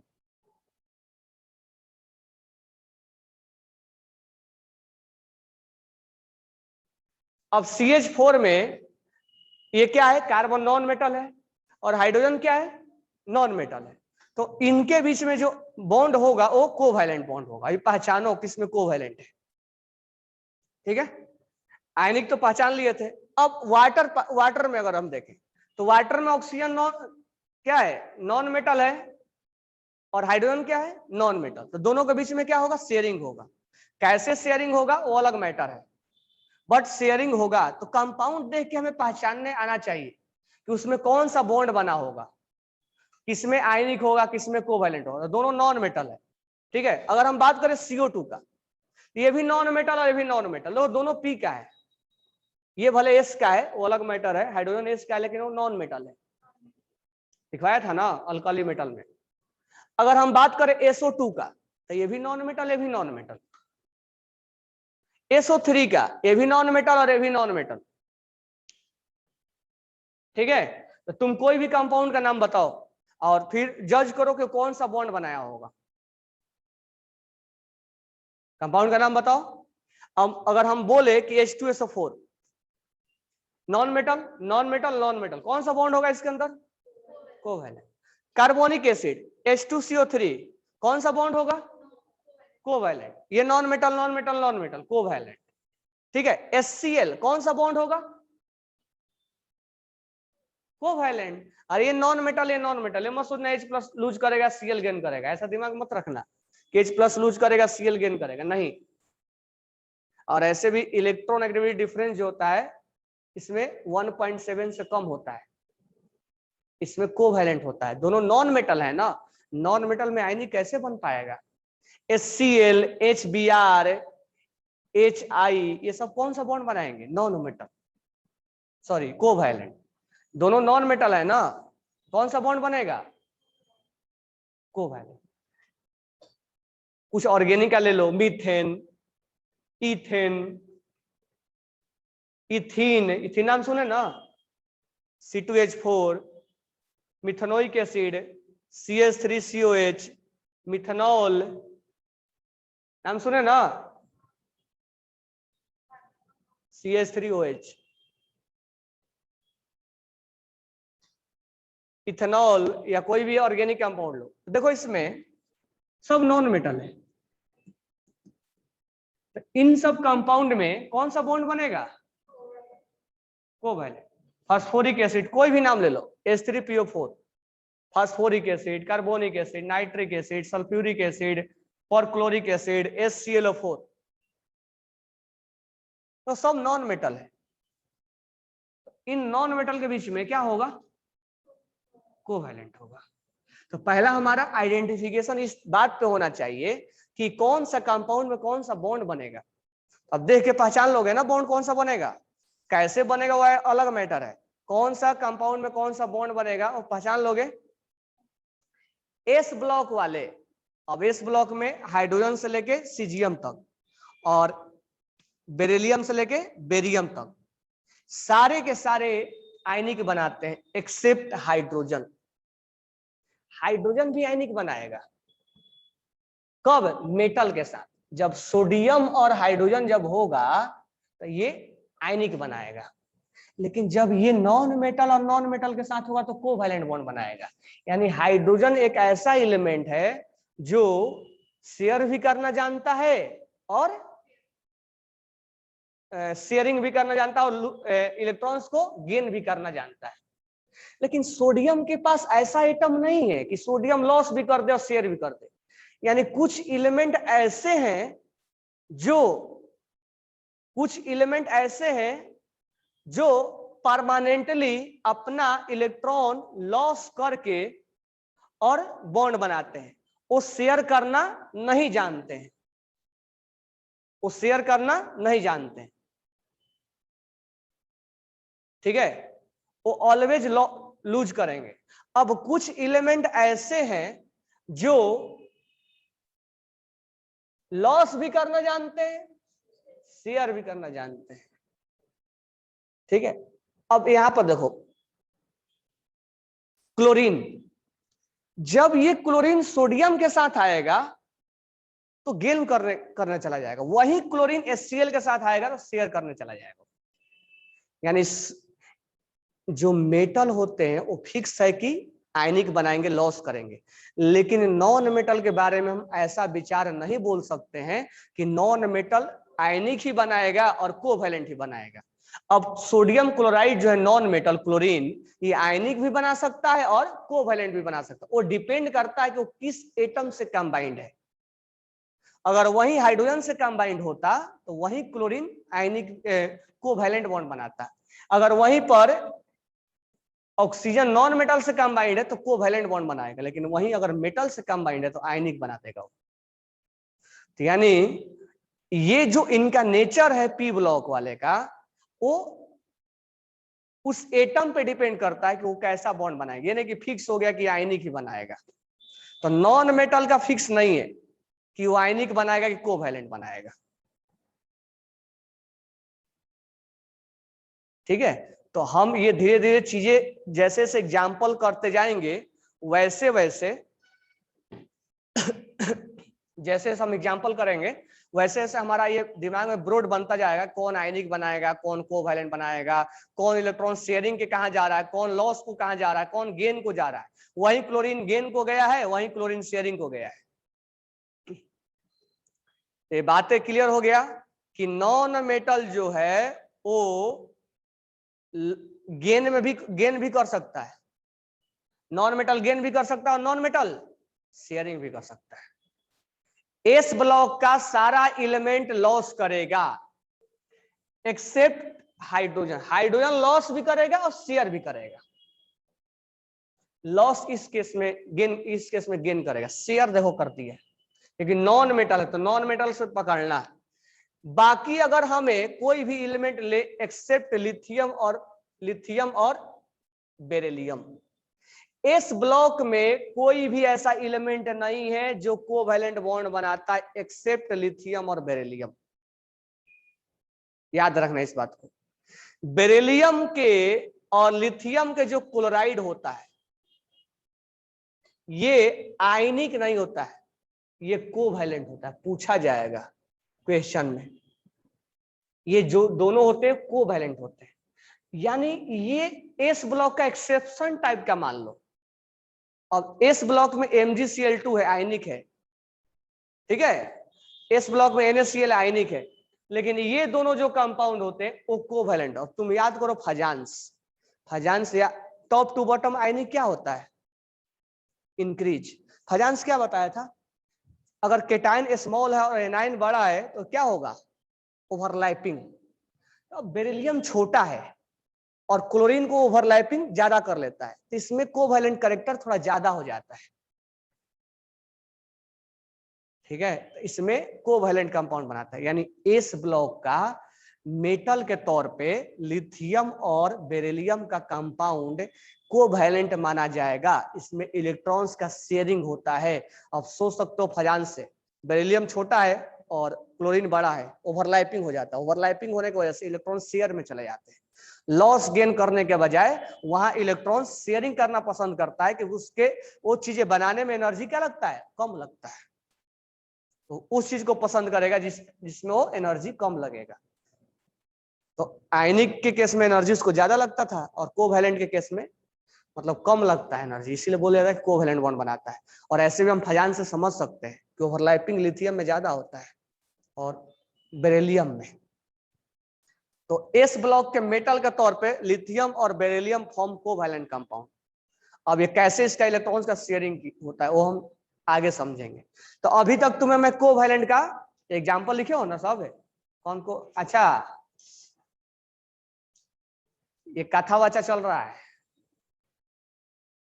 ऐसा तुम्हें कोई भी इतना देर में पॉइंट नहीं बोले जो लिखने के लायक हो, या सर बोलेंगे तब लिखोगे? क्या लिखना है क्या नहीं लिखना है, दिमाग में एक भी फिल्टरेशन नहीं आया? दिमाग को एक्वागार्ड बनाओ, क्या फिल्टर करना है, क्या बाहर निकालना है, क्या राइट डाउन करना है।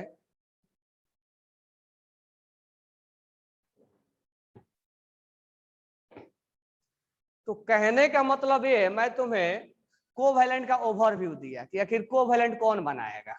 तो कोवैलेंट नॉन मेटल बनाएगा। बात रहा क्यों बनाएगा, तो उसमें एनर्जी कम लगता है लॉस और गेन होने के बजाय। फिर कौन कौन बनाता है, एस ब्लॉक में लिथियम बेरिलियम बनाता है, पी ब्लॉक में सब बनाएंगे कोवैलेंट। ठीक है, और हम समय के साथ और भी एग्जाम्पल देखेंगे। हमें कैसे समझ में आएगा कि इस कंपाउंड में कौन सा बॉन्ड है। नॉन मेटल देख के पहचान लेंगे कि इसमें कोवैलेंट है। तो पहले आइडेंटिफाई करेंगे, फिर हम आगे सीखेंगे कि बॉन्ड कैसे बनाया जाता है, कैसे उसका ऑक्टेट कंप्लीट है। हो सकता है ऑक्टेट रूल फेल हो जाए, ऑक्टेट रूल आगे चल के फेल भी हो गया है। हालांकि हम ऑक्टेट रूल पढ़ेंगे लेकिन ऑक्टेट रूल फेल भी हो जाता है, फिर हम दूसरा रूल पढ़ेंगे। हो सकता है कि उससे ऑक्टेट से ज्यादा इलेक्ट्रॉन्स उसके पास हो। तो जो लुईस ने बताया था ऑक्टेट रूल, वो कुछ कंपाउंड पे वैलिड होता है, कुछ कंपाउंड पे ऑक्टेट रूल फॉलो नहीं होता है। तो आगे हम समय के साथ बहुत हम डेप्थ में देखते जाएंगे। ये तुम्हें मैं ओवरव्यू बताया कि तुम चीजों को देख के अब आइडेंटिफिकेशन करना कि बताओ कोई कंपाउंड देखे तो तुम खुद से एनालिसिस करना, जज करना कि उस कंपाउंड में बॉन्ड कौन सा बना होगा, आयनिक है कि कोवैलेंट है। ये जजमेंट आना चाहिए। अगर कोवैलेंट है तो क्यों बना है, कैसे बना है, नॉन मेटल के बीच है, मेटल नॉन मेटल के बीच में है, कैसा बॉन्ड बना हुआ है। फिर हम आगे अभी सिखाएंगे कि बॉन्ड कैसे बनेगा, बॉन्ड के कैसे ऑक्टेट कंप्लीट होगा। हो सकता है ऑक्टेट ना कंप्लीट हो तो क्या करेंगे। तो आगे सीखिए, कहानी चलता चला जाएगा। ठीक है, हम स्टार्ट करें। अब पहला इसमें जो पढ़ना है वो है लुईस डॉट स्ट्रक्चर। टाइम हो गया क्या, कितने बजे टाइम है? 11:45 को है टाइम।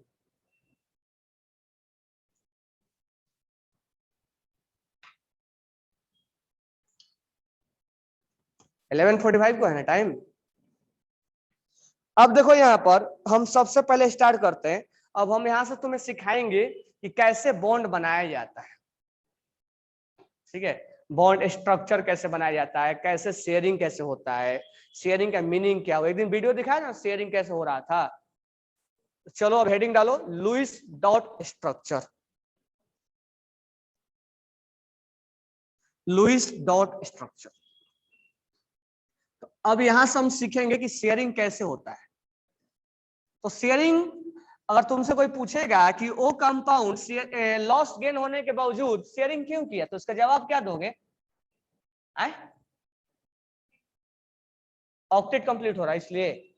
हाँ, एनर्जी का लेन देन कम हुआ है। ये मत बोलना कि ऑक्टेट कंप्लीट हुआ, ऑक्टेट दोनों तरीके से कंप्लीट होता है। तो Lewis dot structure, write down heading Lewis dot structure. अब लुईस डॉट स्ट्रक्चर कैसे बनाएंगे और ऑक्टेट कैसे कंप्लीट होता है, हम एग्जांपल से स्टार्ट करेंगे।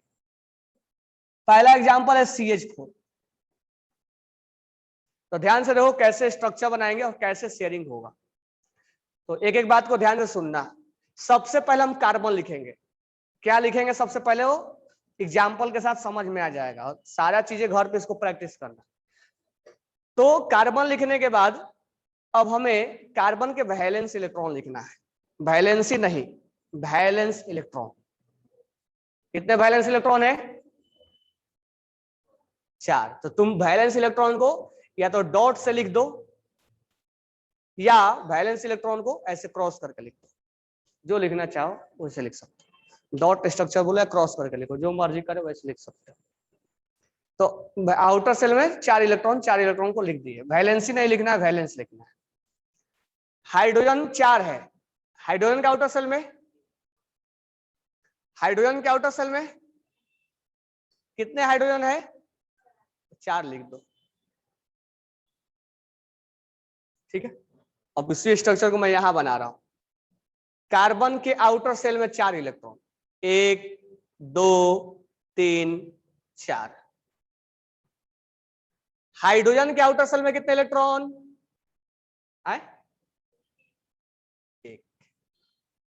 एक ही है ना। अब ध्यान देना, अब हाइड्रोजन के 1 इलेक्ट्रॉन और इसके 1 इलेक्ट्रॉन आपस में शेयरिंग हुए। एक दिन तुम्हें शेयरिंग वाला वीडियो दिखाया था मैंने। अब ये जब शेयरिंग हुआ तो अब ये पहले हाइड्रोजन इसका इलेक्ट्रॉन था, जब शेयरिंग हुआ तो अब ये इलेक्ट्रॉन्स का, इस इलेक्ट्रॉन्स पे अधिकार इस कार्बन का भी हो गया। इस इलेक्ट्रॉन्स पर अधिकार किसका हो गया? अब ये जो दोनों इलेक्ट्रॉन है, एक इलेक्ट्रॉन तो कार्बन का पहले से था ही, अब ये भी इलेक्ट्रॉन किसका बन गया है, कार्बन का बन गया है, मतलब लॉ दे नहीं दिया है इसको, शेयरिंग में हुआ है कि तुम इसको यूज करो, तुम्हारा भी काउंट होगा। और ये जो इलेक्ट्रॉन है जो कार्बन का था वो हाइड्रोजन का भी काउंट होगा। यानी ये इलेक्ट्रॉन और ये इलेक्ट्रॉन शेयरिंग में जाएंगे, और शेयरिंग को मैं यहां पर ऐसे रिप्रेजेंट करूंगा। अब मुझे बताओ ऐसे कि इसके पास शेयरिंग होने के पास कितने इलेक्ट्रॉन थे, 4, 1 2 3 4, और इसके पास कितने इलेक्ट्रॉन थे, कितने इलेक्ट्रॉन थे, 1। अब जब शेयरिंग हुआ तो ये इलेक्ट्रॉन इसके लिए भी काउंट होने लग जाएगा। तो ये 4 से कितना हो जाएगा, 5, ये 1 से कितना हो जाएगा, ये 1 था, और ये इसके लिए भी काउंट होगा।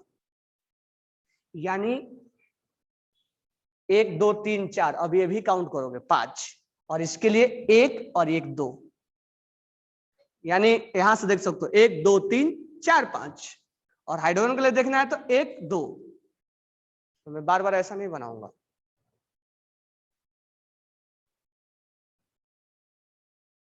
समझ में आया? जैसे ये मार्कर है, अब शेयरिंग का मतलब हुआ मार्कर को हमने बीच में रख दिया। अभी मार्कर मेरे पास है, मैं यूज कर रहा हूं, ये तुम्हारा नहीं है, लेकिन बोले कि तुम्हें भी लिखना है, मैं मार्कर को बीच में रख दिया, तो तुम्हें यूज हो रहा है तो तुम लिख रहे हो, और हमें यूज है तो हम लिख रहे हैं, तो ये शेयरिंग में चला गया। समझ में आएगा? अभी मान लो ये मार्कर यहाँ रखा हुआ है और अभी मेरे पास है, तो मैं इसको यूज कर रहा हूं। मैं ये बोला कि मेरे पास मार्कर नहीं, मैं क्या किया है कि बीच में रख दिया, तो मेरे को यूज पड़ेगा तो मैं यूज करूंगा, इसको यूज पड़ेगा तो ये यूज करेगा। तो ये मार्कर किसके लिए काउंट होगा, ये मार्कर किसका है, दोनों का है। पहले किसका था, मेरा, अब किसका है, दोनों का। तो ये इलेक्ट्रॉन पहले किसका था, इसका, लेकिन जब शेयर में गया तो ये इलेक्ट्रॉन्स इसको भी काउंट होने लग गया। ये इलेक्ट्रॉन्स पहले किसका था, कार्बन का, जब शेयर में गया तो इसको भी एक बढ़ गया। यानी एक शेयरिंग से एक एक इलेक्ट्रॉन्स दोनों पे क्या हो जाता है, बढ़ जाता है। ये माइंड में ध्यान रखना, एक इलेक्ट्रॉन के शेयरिंग होने से एक एक इलेक्ट्रॉन बढ़ जाता है, और इसी को बॉन्ड बोलते हैं। बॉन्ड बना है, कोवैलेंट बॉन्ड बन रहा है शेयरिंग की वजह से, शेयरिंग ऐसा हो रहा है, और इसकी वजह से दोनों में बॉन्डिंग हो रही है।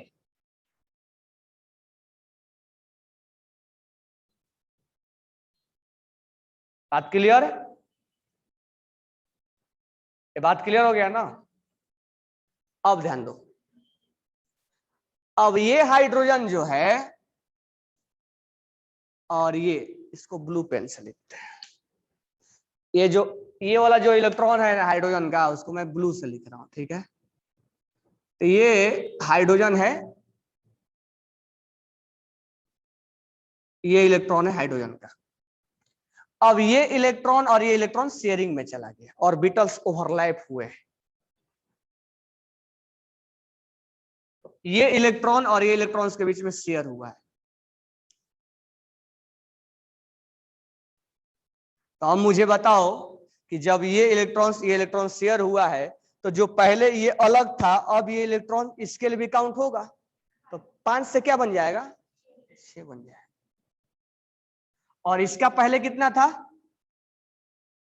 अब कितना बन जाएगा, बनेगा नहीं बनेगा? तो शेयरिंग से हमारा भी एक बढ़ गया, तुम्हारा भी एक बढ़ गया। ये दिमाग में रखना है। जब जब एक एक इलेक्ट्रॉन्स का शेयरिंग होगा, यानी एक इलेक्ट्रॉन इसका एक इलेक्ट्रॉन इसका मिलकर शेयरिंग हुए, तो एक बॉन्ड बनता है। यही अटैच हो गया ना, ये हाइड्रोजन इस कार्बन से क्या हो गया, अटैच हो गया। जब अटैच हुआ तो दोनों के बीच में एक बॉन्ड बना, अटैचमेंट हुआ, अट्रैक्शन आया। तो ये अट्रैक्शन शेयरिंग की वजह से हुआ। दोनों पहले अलग अलग थे, कार्बन अलग था, हाइड्रोजन अलग था, लेकिन जब इनमें अटैचमेंट आया, शेयरिंग हुआ, तो ये इसके साथ जाके चिपक गया। ये कार्बन और हाइड्रोजन अटैच हो गए, ओवरलैप हो गया है। इसका भी एक इलेक्ट्रॉन बढ़ गया, इसका भी बढ़ गया, ठीक है? अब यहां पर हाइड्रोजन है, ये भी शेयरिंग में है, ये इलेक्ट्रॉन्स और ये इलेक्ट्रॉन शेयरिंग में होगा। अब एक शेयरिंग में होता, 6 से क्या हो जाएगा, 6 से क्या हो जाएगा, और ये 1 से क्या हो जाएगा, बात क्लियर। और यहां पर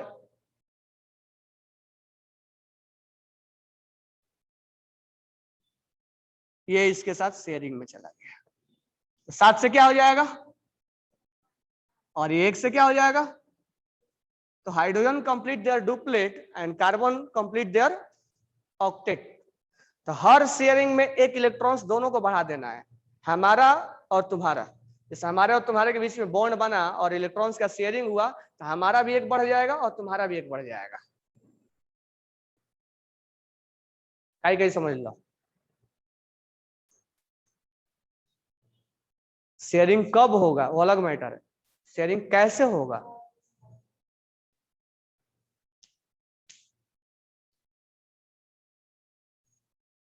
बात क्लियर हो गई, ठीक है। अभी और आगे एग्जांपल पे समझाएंगे, अभी तो पूरा कोवैलेंट बॉन्ड ही पढ़ना है, ठीक है। जरूरी नहीं कि यही एग्जांपल पे सब चीज समझ लेंगे, अभी एक एक एग्जांपल लेंगे और आगे। ये लिख लिए, इसको लिख लो। अभी और एग्जांपल पे समझाना है, एक एग्जांपल पे थोड़े कोवैलेंट खत्म हो जाएगा कि लो एक एग्जांपल ये खत्म हो गया, पूरा कोवैलेंट बॉन्ड ही चलने वाला है। तो कार्बन का ऑक्टेट क्या हो गया, कंप्लीट।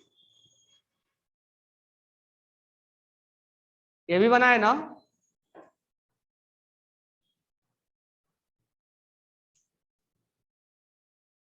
चलो अब एक एग्जांपल और लेते हैं। हम बहुत सारे एग्जांपल्स अभी देखने वाले हैं। इसी को हम स्ट्रक्चर को बोलते हैं लुईस डॉट स्ट्रक्चर, डॉट से रिप्रेजेंट करके शेयरिंग करवाया जाए। दूसरा एग्जांपल ले लो वाटर का। तो सबसे पहले यहां लिखेंगे वाट ऑक्सीजन। अब धीरे धीरे समझ में आएगा पहले कौन लिखना है। तो ये लिखने के बाद सबसे पहले हम क्या लिखेंगे, वैलेंस शेल के लिए। बताओ ऑक्सीजन के वैलेंस शेल कितने होते हैं, 6। 1 2 3 4 5 6 होते हैं ना। कितना हाइड्रोजन है, हाइड्रोजन के वैलेंस इलेक्ट्रॉन होता है कि नहीं होता है, होता है ना। अब ध्यान दो,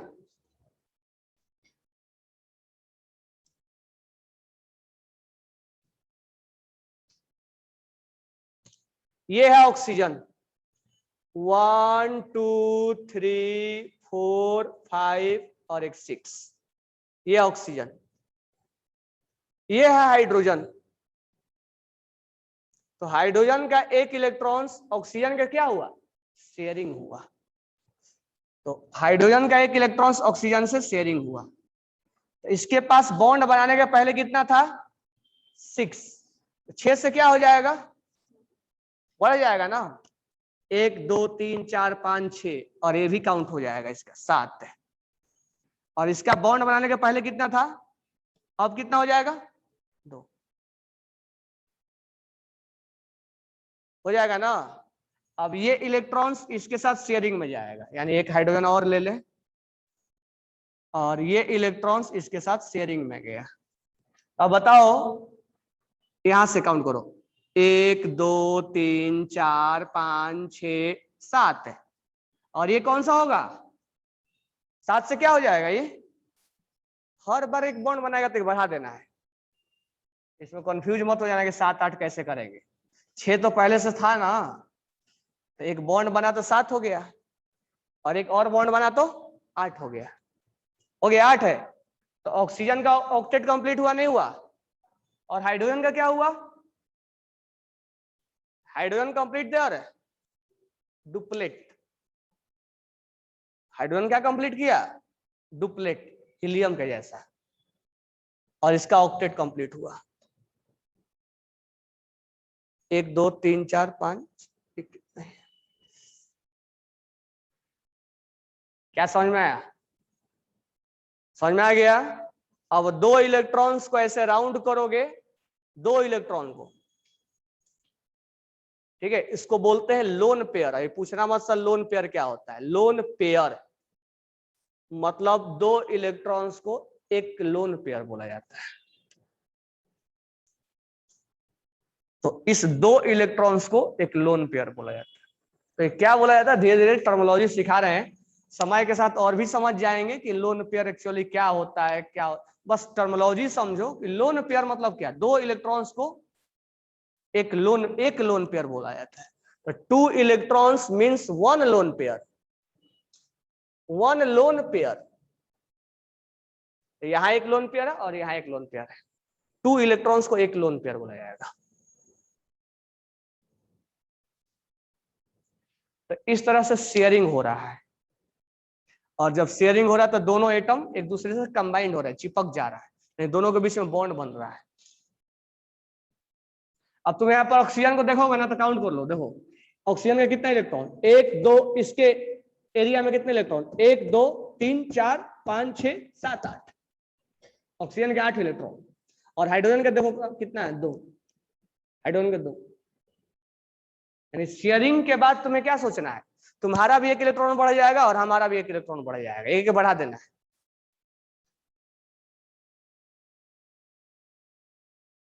क्लियर? चलो घर से बना के लाना CO2 का। मैं थोड़ा सा हिंट दे रहा हूं, कार्बन के वैलेंस इलेक्ट्रॉन 4 बीच में लिखना और ऑक्सीजन के valence electron 6।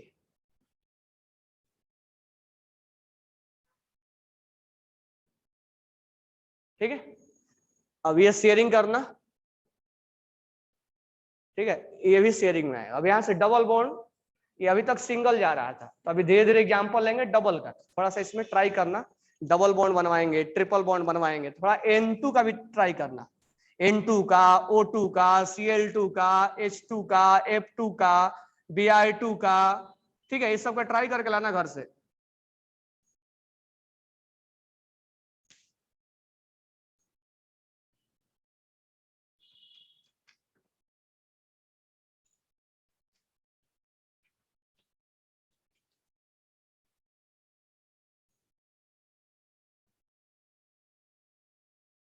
But electron should be in orbit. हाँ तो ऑर्बिट में नहीं हो रहा, जम उड़ के जाएगा क्या शेयरिंग करने? सर शेयरिंग में हाइड्रोजन ही क्यों लेते हैं, क्यों हाइड्रोजन क्यों लेते हैं, दूसरा भी तो ले रहे हैं, हम कहाँ हाइड्रोजन ले रहे हैं, CO2 के दे, गधेड़े हो एकदम सब, इसमें पता नहीं कहाँ से पकड़ के लाए हैं। अरे मैंने 2 एग्जाम्पल लिया, दोनों में हाइड्रोजन था, अब एग्जाम्पल लेंगे जिसमें हाइड्रोजन नहीं है, CO2 ले रहे हैं, N2 ले रहे हैं, O2 ले रहे हैं, कहाँ है हाइड्रोजन इसमें?